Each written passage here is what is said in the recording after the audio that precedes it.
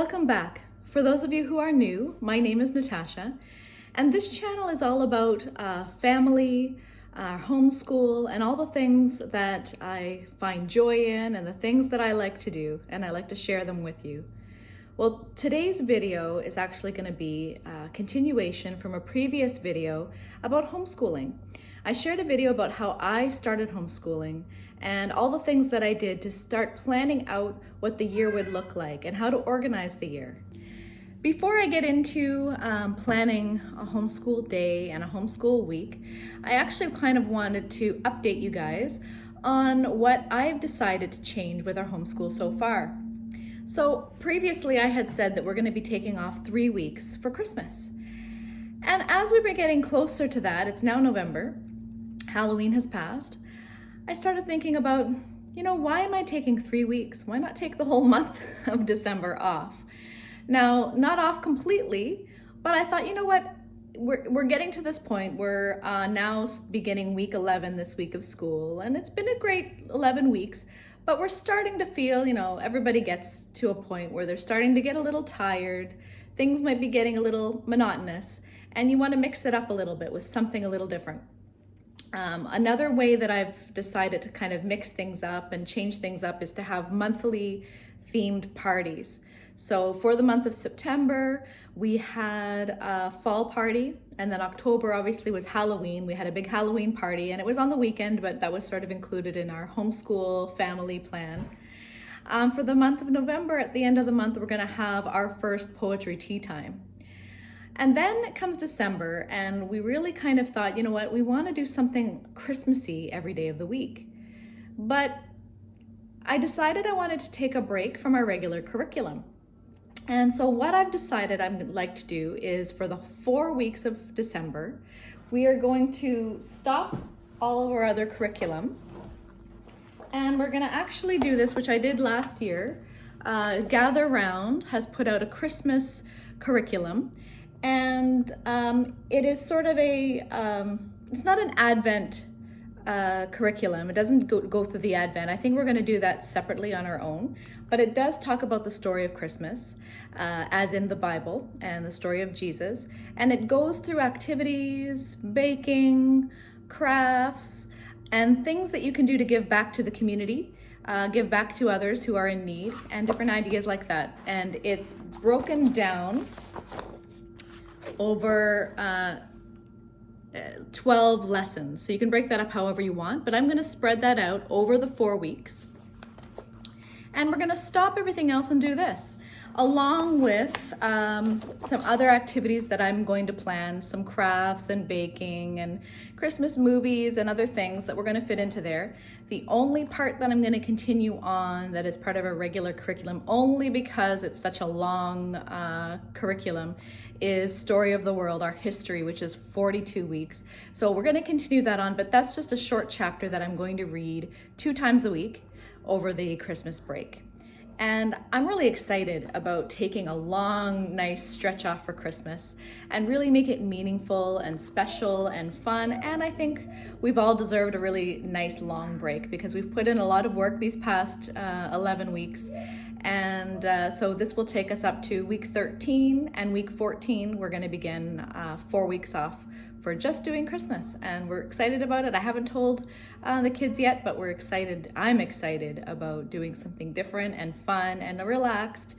And why not? Because, that's the things that we can do in homeschool. I feel that we're so far ahead in all of our subjects. Olivia has learned so much that I know that regular grade 1 students in public school have not even learned yet. And so I feel really comfortable to take 4 weeks off and just spending some fun time together. So I follow the classical model, which I shared about in previous videos as well. And the classical model as interpreted by Susan Weisbauer in The Well-Trained Mind. And I use this to actually plan what my day-to-day would look like. So now, in talking about weekly and day-to-day planning, I'm going to have some notes here in front of me, so you're going to see me glancing down because I don't have it all memorized, and I don't need to because that's what this book is for. So I don't have to have it all memorized. But this is what's helped me plan out what my week-to-week and day-to-day will look like. So in the previous videos I talked about these are all the subjects and this is the amount of time I have to do it over. And well, now what does an individual day look like? Now to start, the first thing I thought, which was really important, is what time are we going to start homeschool in the morning? Now, I do like structure. I do like sticking to a time. Some people might say, okay, let's just do it whenever. But sometimes when you do that, you might run out of time. It just kind of helps to stick to some kind of a time frame, which I'm not strict about, but we actually find it works out to fit into these times, and we do start within the minute or two on time. I really am not a morning person, and I would say that I enjoy taking my time in the morning. My husband, when he wakes up in the morning, he is singing and laughing and joking and playing around. The minute his eyes pop open, he's ready to go. For me, I have a hard time even carrying on a conversation first thing in the morning. I like it quiet. I like my cup of coffee. Now, obviously, those things don't happen when you have kids, but I do want to give my best foot forward when I'm teaching my kids in homeschool. And so I don't want to start off, dragging myself around and feeling grumpy. So I have decided, even though the rest of my family are all morning people except for me, I have decided we start homeschool at 10 o'clock. Now, lately, I would say since homeschool has started, we get up pretty much every day around 7. That's when the kids wake me up, or we begin to wake up. The sun starts to pop out and we are awake, and that's when we kind of begin our day. And that's when I, get some coffee, start thinking about breakfast and all that stuff. So that gives us 3 hours in the morning of where the kids really have free time. They get dressed, they brush their teeth after breakfast and get ready, go do about their day, and then they can play. They can watch TV, they can do pretty much anything that they want until homeschool starts. And homeschool starts at 10 o'clock. And we are pretty good at starting. We're ready. There's no reason to be running late because we're ready to go. We've had 3 hours to do all that we need to do. And so 10 o'clock is what time homeschool starts. And it works out really well for us. And our homeschool day is actually quite short when you break it all up. So you might think 10 o'clock, wow, well, how late does your homeschool go? Well, I block off slots for each subject. And so we do a morning read aloud from 10 to 11. That's we do a Bible time and morning read aloud from 10 to 11. And then from 11 to 11:30, I have a subject. From 11:30 till 1 o'clock is lunch and recess. I like to give them a nice long stretch of play before we get back into it again. We start again at 1 o'clock. We have another subject from 1 until 1:30. And then I have scheduled in the last subject of the day, depending on if there's an activity to go along with it or not. It's from 1:30 till 2 or from 1:30 till 2:30, depending if there's a subject that goes along with that. And then there's a couple of days a week where we have something a little extra, where we give another little break and we start up again at around 3 o'clock for about a half an hour. It might be an art class. Olivia has French class, and sometimes we do like a music study or an art study, an art appreciation, or like a music appreciation, which we don't do every single week, but when we do it, it'll be around that time.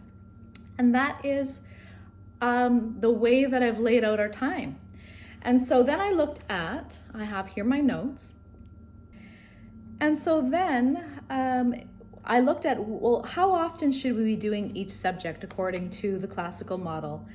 And so they have certain things that they kind of specify how often you should do it, and then other things where it's left up to you. And really everything is left up to you, but if you would like to follow their suggestions, they're there for you to follow. And so for reading, when we get Olivia to read, she will read an at level or above level reading for 30 minutes on Mondays. And Fridays, she will read some below level, fun, easy reading, whatever it is she wants to read. She gets to pick that out, and it's just easy, fun reading to keep reading fun. Some kids don't love to read. They don't enjoy reading. And so it's really important that you let them pick out what they want to read, no matter how easy that might be for them, no matter how you feel like it's not a challenge to them. Give them something that's unchallenging so that they still enjoy reading and get fun out of it. So that's Monday and then Friday. And then reading, so a big thing with the classical model is reading literature. classical pieces. And that is something that we can do daily. But specifically, the student will read, or you read aloud to them every Wednesday. You'll read to them a passage, and then they might narrate back to you what you've read, or they might copy out a passage from what you've read, or along those lines. And Fridays as well, the same thing, where I might mix it up. One day she might narrate back to me, one day I might get her to copy out a passage, and then another day I might get her to draw a picture of what we've read, and then get her to narrate that to me, and I will write it out on the back of the picture of what she's drawn.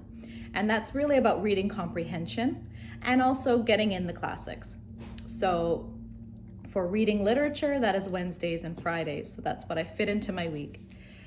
For math, I don't follow what they've said, so I just do math every day of the week, Monday to Friday. Friday, I do a light day of math where I just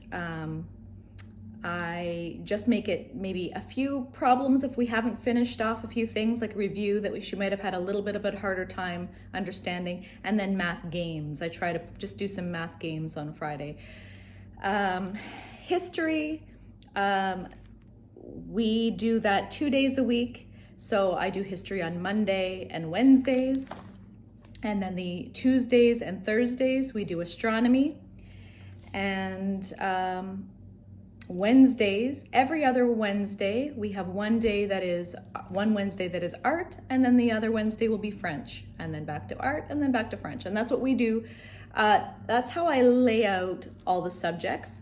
And, a lot of that came from the Well-Trained Mind, so it wasn't just stuff that I had made up on my own. I was sort of following, this is how often, someone will say, well, how often should you do science? How often should you do history? How often should you do math? Well, the good rule of thumb is the 3 R's, reading, writing, and arithmetic, should be the staple, should be what you do for the majority of the time that you are doing homeschool. And so that is something that we do every single day. The other things are extra. It's not required knowledge. It's good to kind of expose them to other ideas and other thoughts and other things. And of course, do they have to have it all known? Are you going to test them on these material? No. We do projects, and I'll ask questions and see how much she comprehends. But they're really extra, and they're really not the thing that you need to do the most focus on. So if in your homeschool you don't feel that you have time to do all the subjects, if in the early years, particularly grade 1, 2, and 3, you're focusing on reading, writing, and arithmetic, that is all you really need to do. And so now I just wanted to kind of go over, and I'll show you my day-to-day setup. Just a simple thing that I typed out on the computer. And you can see here I have time slots, and that's roughly what I follow, all the way down to the bottom there. And so that's what we do. We start at 10 o'clock, read aloud time. We have the next subject. So I try to have a little bit of variety so that from day to day, it doesn't get monotonous. At one point, I actually stopped and asked Olivia if she likes it that way, if she'd rather every day to be the same, that we could do that. But she said no, she likes every day to be a little bit different. So Mondays, we do the Bible read aloud time, and then she does at level or above level reading. We then have recess and lunch. At 1 o'clock, we come back and start math. Then we do 1:30, we do penmanship and literature, and 2 o'clock history. Now, that's how I've scheduled it out, but it actually doesn't work out to be that way. We usually, I find when it comes to penmanship, literature, those things can kind of be tied into a lot of the other subjects. I found that when I just made it its own separate subject, okay, it's penmanship time. Well, a lot of the books that we have, for example, our Bible curriculum has sections where you copy out verses from the Bible. Well, that is her practicing penmanship. And I'll let her know, okay, counts as your penmanship, so please write in your best handwriting. And she will do that. And that will be her practicing penmanship for the day. So there's no need to then do more penmanship later on.